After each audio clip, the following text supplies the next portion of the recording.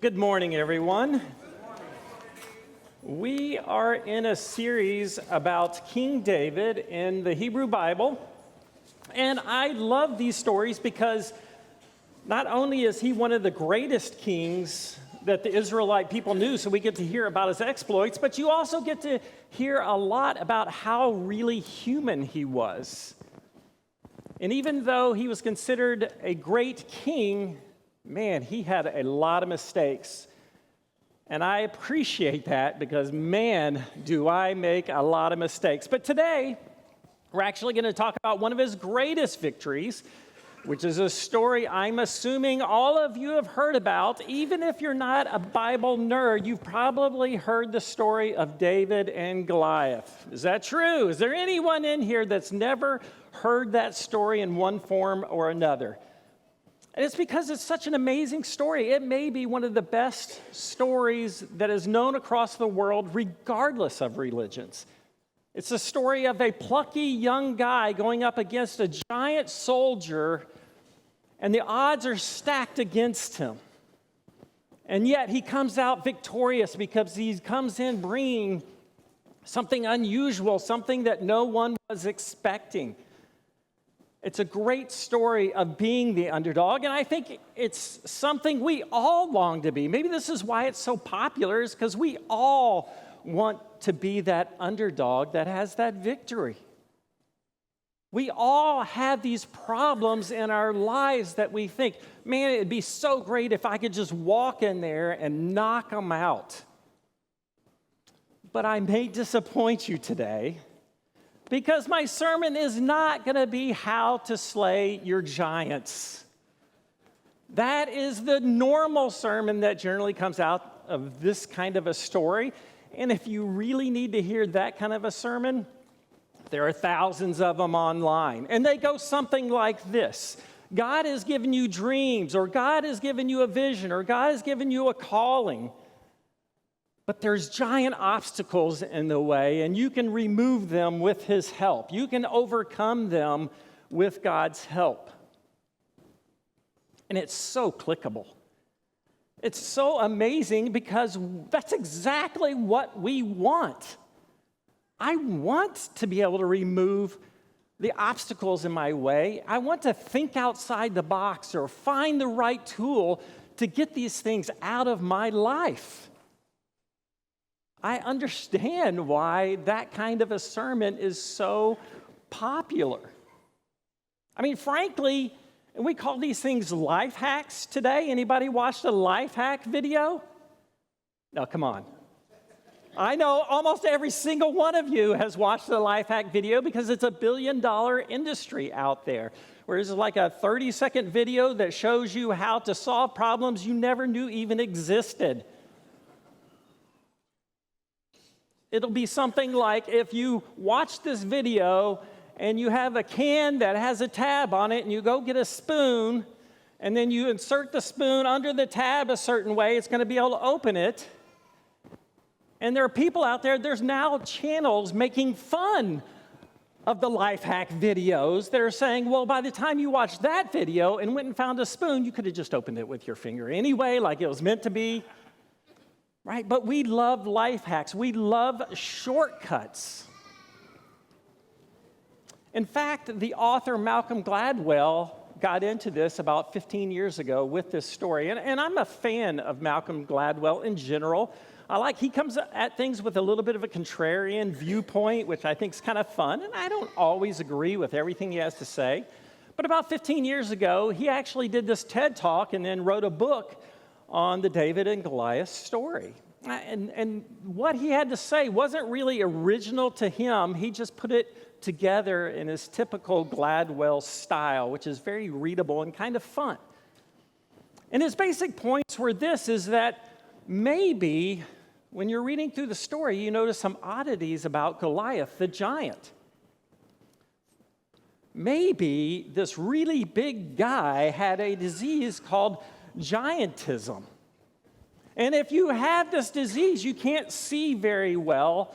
And really, he's almost like a big teddy bear kind of stumbling around. And maybe he's not as imposing as you really think he was.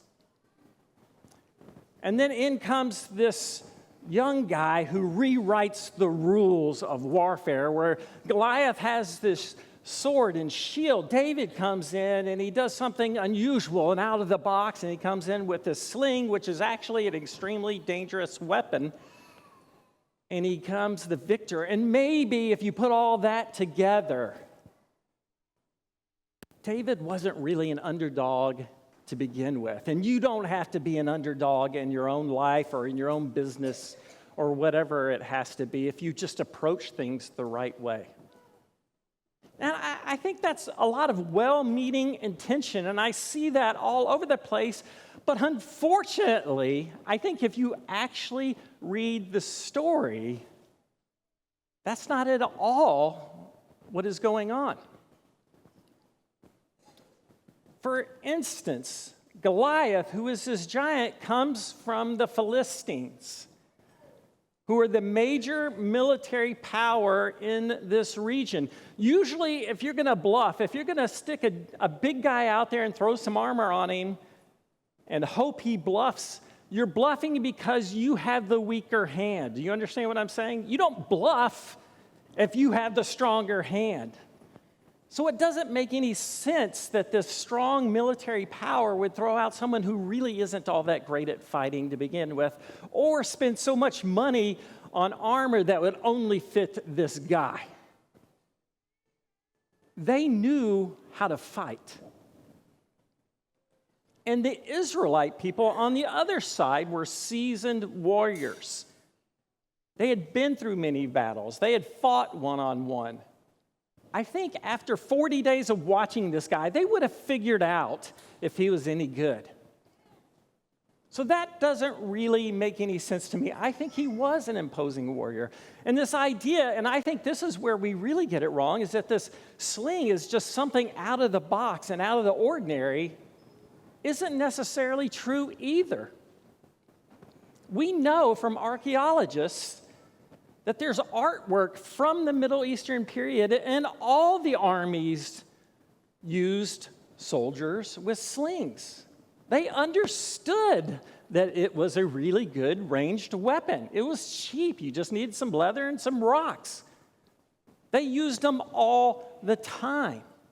And in fact, we learned earlier when Israel was going through a civil war that the tribe of Benjamin found 700 soldiers that could be trained to use a sling with their left hand so they could still be fighting with their right hand. Any idea what tribe King Saul came from? That very same tribe. Chances are he knew that you could use a sling in battle. So the idea of David walking up and going, "What are you guys doing? I have a sling. This is going to be amazing." There's probably 1,000 soldiers that are going, "Yeah, I got one too." And they're probably just as good as David at this. Those aren't the answer to the story. And in fact, you might not like me saying this either. I'm getting as unclickable as I can here. Is that this story really isn't even about you and your problems. But I think when we come to it looking for shortcuts, is that can get us into trouble. And honestly, shortcuts aren't always all they're cracked up to be. When I was younger, I loved shortcuts. I loved trying to be efficient and taking off time, and I was buzzing everywhere. I got a son who just became a police officer, so I'm pretending he didn't hear this, but I was speeding all the time trying to cut off time. And for a little while, my family lived in Pittsburgh, and I got a job here in D.C. So for about a year, I was here during the week, and I was driving back to Pittsburgh on the weekends. And there's one night in the winter, and I would try to avoid 270 because I was going home after rush hour, and it was miserable. So I would take a shortcut through West Virginia on these little roads. And it was winter, it was getting dark early. And I noticed I was getting really, really low on gas. So I started fumbling with my phone to try to find a gas station, and my phone turned off. And I remember my thought in that moment when my phone shut down was, I'm going to die. I mean, I've seen this movie. There's only a couple of options that can happen, right? I can get out of my car, and I can start wandering around, and that's when I get mauled by some wild animal in West Virginia, or I end up on someone's property who has more guns than they have forks and knives, right? Or I just wait in my car without a phone all night long, and this is when the serial killer shows up. We know how this goes, right? But I did happen to, I was on vapors and coasted into this little gas station on this back road, and there's one pump out of the 4 that worked, and the whole thing was dark. And I know there was one out of the 4 worked because I tried the other ones. And then I went through and I just drove straight till I hit civilization again. And I did end up making it out, obviously. Didn't finish the movie in the way it normally would. But shortcuts aren't always what we need, right? It's not about finding the right tool or saying the right prayer or believing the right things or even giving the right amount of money. Those shortcuts aren't going to help you. I want to call this shortcut theology, is that when we bring our baggage to these texts, sometimes all we're doing is we're reading them, trying to find solutions to our problems. And in this one, I'm sorry to say, it's not there. It's not necessarily the story and the meaning you want to hear, but maybe it's the story you need to hear. Are you with me? All right, you ready to read it? Let's go. We're going to be in 1 Samuel 17, and we're going to read through most of the chapter. You guys good with that? We're going to read the Bible. Let's go.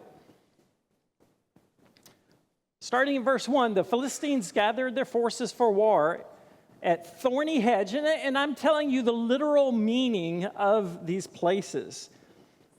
For war at Thorny Hedge in Judah, so they're in the Israelite territory and camped between Thorny Hedge and tilled land at the edge of bloodshed. And now, if you're not sure if the Philistines are the enemy, it just kind of told you that.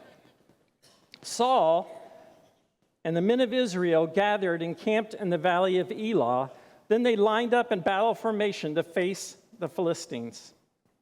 The Philistines were standing on one hill, and the Israelites were standing on another hill with a ravine between them. Now, if you're a student of warfare or read enough books or something, you kind of know, maybe it's you watched that Star Wars movie where if you get the high ground, you have the advantage, right? And so if both of them are standing on high ground, neither enemy army wants to go up and try to go uphill to fight the other one. So they're at a standstill at this point. Then a champion named Goliath from Gath came out of the Philistine camp. He was 9 feet, 9 inches tall. I'm not quite sure on this one, but we're going to go with this. And wore a bronze helmet and bronze scale armor that weighed 125 pounds. There was bronze armor on his shins and a bronze javelin that was slung between his shoulders. His spear shaft was like a weaver's beam, and the iron point of a spear weighed 15 pounds. In addition, a shield bearer was walking in front of him. Now, they go to a lot of detail talking about how well protected he was, how big and fierce he was. And also, I want you to notice it talks about the shield bearer a couple times. What is a shield bearer supposed to do? He bears a shield, right? And it's a really big shield. And that really big shield is specifically for ranged weapons. All right? He stood and shouted to the Israelite battle formations, "Why do you come out to line up in battle formation?" He asked them. "Am I not a Philistine? And are you not servants of Saul? Choose one of your men and have him come down against me. If he wins in a fight against me and kills me, we will be your servants. But if I win against him and kill him, then you will be our servants and serve us." Then the Philistine said, "I defy the ranks of Israel today. Send me a man so we can fight each other." When Saul and all Israel heard these words from the Philistine, they lost their courage and were terrified. Now, I really like this taunt from Goliath. He's basically saying, I am a great man from my nation, and you are, well, you're just a bunch of tools of this coward King Saul who's afraid to come out and face me. Now, interestingly, this is exactly what King Saul is supposed to do. Earlier in chapter 8, we learned that the people wanted a king specifically to lead them in battle. And then in the next chapter, we learned Saul was picked specifically to fight against the Philistines. This was his moment. And yet he's hiding in a tent. Let's continue. Now, David, I'm going to skip this part. This is a part that's kind of interesting. He talks about he was a shepherd and he has other brothers and they were fighting. And his dad sends him over with some food. And I love this part. His dad's very politically smart because he says, I'm going to give the soldiers the normal food, but man, I'm going to give their commanders the good stuff, right? And so it talks about that. And then David's coming along and David's sent to give them the food. So it says, David got up early in the morning, verse 20, left the flock with someone to keep it, loaded up, and set out as Jesse had charged him. He arrived at the perimeter of the camp as the army was marching out to its battle formation, shouting their battle cry. Israel and the Philistines lined up in battle formation facing each other. David left his supplies in the care of the quartermaster and ran to the battle line. When he arrived, he asked his brothers how they were. While he was speaking with them, suddenly the champion named Goliath, the Philistine from Gath, came forward from the Philistine battle line and shouted his usual words, which David heard. When all the Israelite men saw Goliath, they retreated from him, terrified. Previously, an Israelite man had declared, "Do you see this man who keeps coming out? He comes to defy Israel. The king will make the man who kills him very rich and will give him his daughter. The king will also make the family of that man's father exempt from paying taxes in Israel." Now, I love this, is that Goliath, basically in his taunt, is stripping them of their identity. He doesn't call them the Israelites, this mighty nation, or God's people. He calls them servants or slaves of their king. And this person says, this Goliath is out there defying us Israelites. David's going to change that way of thinking. David spoke to the men who were standing with him. What will be done for the man who kills that Philistine and removes this disgrace from Israel? Just who is this uncircumcised Philistine that he should defy the armies of the living God? Do you catch that? He says Goliath isn't defying Israel. He's defying the living God. He looks at it so much differently. Who are you people, you soldiers who are hiding? Are you just normal soldiers? Or do you belong to the army of the living God? Who are you? Is that preaching to anyone? He says, look at this uncircumcised Philistine. When he says that, he's not just talking about anatomy. What he's saying is this Goliath, yes, he's decked out in physical security, but he's lacking spiritual security. He does not have a shield that is ultimately protecting him. Why are you sitting and hiding behind these lines? The troops told him about the offer, concluding, that is what will be done for the man who kills him. David's oldest brother, Eliab, listened as he spoke to the men, and he became angry with him. "Why did you come down here?" he asked. "Who did you leave those few sheep with in the wilderness? I know your arrogance and your evil heart. You came down to see the battle." "What have I done now?" protested David. "It was just a question." Then he turned from those beside him to others in front of him and asked about the offer. The people gave him the same answer as before. Now, Robin talked a little bit about this last week, but David was considered the unimportant one. These brothers that were there were the kingly material. David was the youngest and the least considered. But he's the one, apparently, that can really see what is going on. What David said was overheard and reported to Saul, so he had David brought to him. David said to Saul, "Don't let anyone be discouraged by him. Your servant will go and fight this Philistine." I love this. David is the one having to give the pep talk.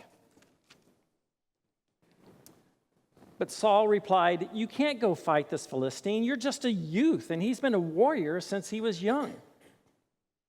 David answered Saul, "Your servant has been tending his father's sheep.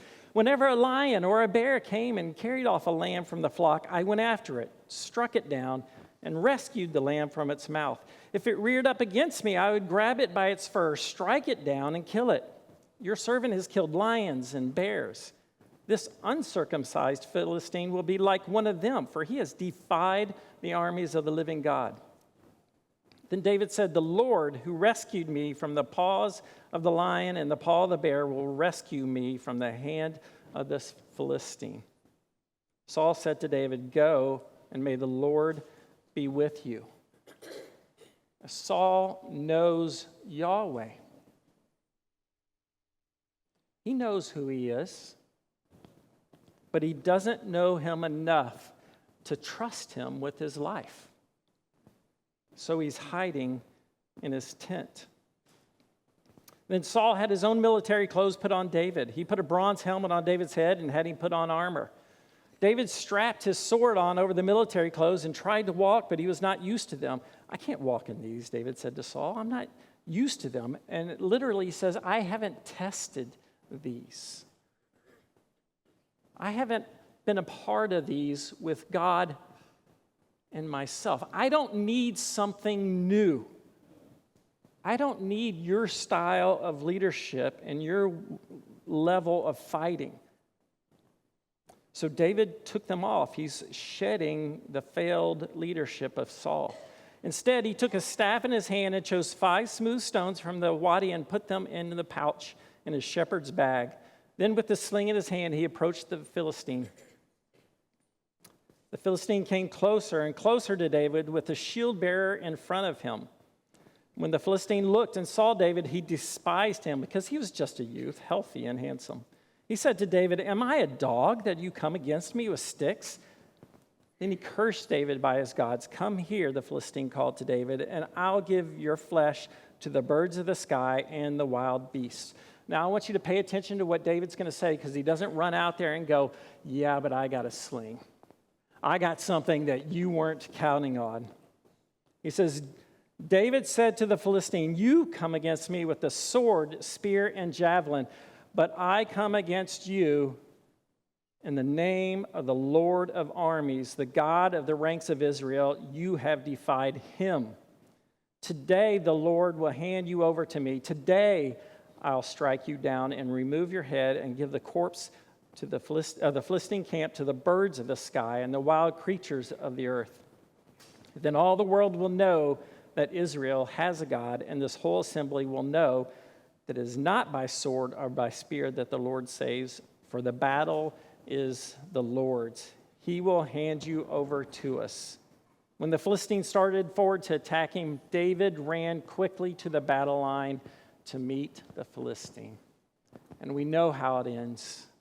He struck him with his sling, not because he was amazing with the sling. Are you getting that? Not because Goliath wasn't ready for it. It's because the battle wasn't David's to begin with. The battle belonged to the Lord. And then he went and cut off Goliath's head with Goliath's own sword. Now, amazingly, we attribute so much to David coming in and bringing something unusual, something out of the box. But that's not at all how David sees what's happened. He came in with what he knew. He was a shepherd, so he knew a sling. That's what he carried into the battle. And here's what I think. If he had been a handyman and he had walked in with a hammer and a ruler, he would have won the battle. If he had been the family janitor and showed up with a mop and a bucket, he would have won the battle. If he had been the family cook and showed up with a spoon and a ladle, he would have won the battle. It wasn't having the clever trick that won the battle. It was knowing who the battle belonged to in the first place. We don't need clever hacks to get through this. We need to know whose battle it belongs to in the first place. And I love that he just ran to the battlefield. How did he have the courage to do that? And I think the answer is math, which may dismay some of you. But let me tell you, the math is pretty easy.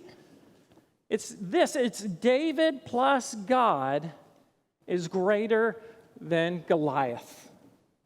Are you with me? David plus God is greater than the whole Philistine army. David plus God is greater than the obstacles that are out there. God wasn't looking for someone clever to come along. God was just looking for someone to come along and join in the battle. He was inviting people to be a part of this situation where someone is defying God. It wasn't about David and his problems. And I think this is where we get it wrong.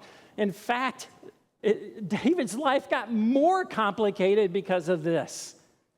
David wasn't going into this because he's like, well, on a shepherd's pay, I've overspent, and now I got this debt, and I don't know how to deal with it, but man, if I do this, I'm going to be able to get out of debt, right? He wasn't thinking of this as solving his personal problems. He wasn't like, a shepherd is a dead-end job, and this is going to get me out of that. And I've been looking for, I'm out in the field all week, and I'm really looking for a hybrid job where I get to stay in the house, right? I mean, he wasn't looking to solve his personal problems. His life got more difficult. And this doesn't mean that we don't care about your problems. We all have problems. We have really smart people here to help with them. We'll sit with you and pray with them. But in this situation, it's not about us inviting God into our lives, which we should always do. This story is about God inviting us to join the fight out into the world, and which is broken. And we need to be able to see past that, to be able to join the fight. Because we know if God is on our side, He's going to solve the problem. He's just looking for someone to show up. It doesn't matter what you bring, what you're used to, what skills you have. You don't have to have the most money. You don't have to have the best technology. We don't have to be the church with the most PhDs. We are the church of the living God, and He's inviting us to join the battle. Do you believe that? This is a broken world where people are desperately looking for hope. That is the battle. The temptation is to go and find another Goliath, but we are not fighting against flesh and blood. One of the things we are fighting against is division. A world in which people are hungry for meaning, where people are lonely, where people are wondering if there's anybody that cares. That's the battle that we are fighting, and that's who we are. We are the messengers of light and life and hope. Are you ready to join in that battle? And here's the amazing news is that we already have a champion. And the great news is he was a shepherd as well. Let's look at John 10:11. I am the good shepherd. Jesus speaking. The good shepherd lays down his life for the sheep. Jesus is not the shepherd that hid in his tent when the battle came. Jesus fought for the people he loved unto his death so that they could be free from sin, from these powers of greed and selfishness that constrain us and just bring death and hurt to us and to the people around us. He defeated that, and he's asking us to join in that battle. And yes, it's going to be messy. I mean, it's a broken world, and you guys are messy. And it's going to get messier. It won't be easy. This is a story I think we as a church need to hear, and that the world needs to hear, that is tired. It's been looking too long for a shortcut when the real answer is right there. And it's not easy, and it's often difficult, but all we got to do is follow our champion into the battle against a world that is broken and is only bringing death and destruction. And I am excited because we have a God that is bigger than anything we can bring. We're going to say a prayer, and if you want to join in that battle, church, can I ask you to just stand as I close us in prayer? Let's do that now.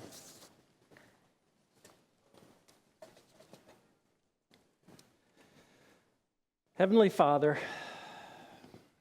you are the Lord of hosts, the God above all others, and we confess we have spent so much of our strength looking for something smaller. We have hunted for the right technique, the right tool, the better angle, the clever hack, when all along the real advantage was simply you.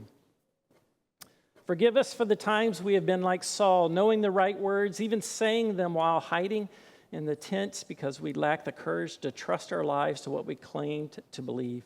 And forgive us for letting the giants of this world tell us who we are, that we are alone, that nothing can change, that we are only what we own or what others think of us. Remind us, dear Lord, who we are. We are not servants of fear. We belong to you, and you yourself are our shield bearer. You know every one of us by name. Dear Lord, give us the courage not to slay our own giants, but to follow you onto the real battlefield against the despair, the division, the cynicism that keeps telling a tired world of its life doesn't matter. Don't let us merely invite you in. Let us join you there. Heavenly Father, we thank you for the true champion, Jesus, who needed no shortcuts because he was life, who disarmed the powers, defeated death, and still amazingly knows our name. It is in his name we pray, and the church said, Amen.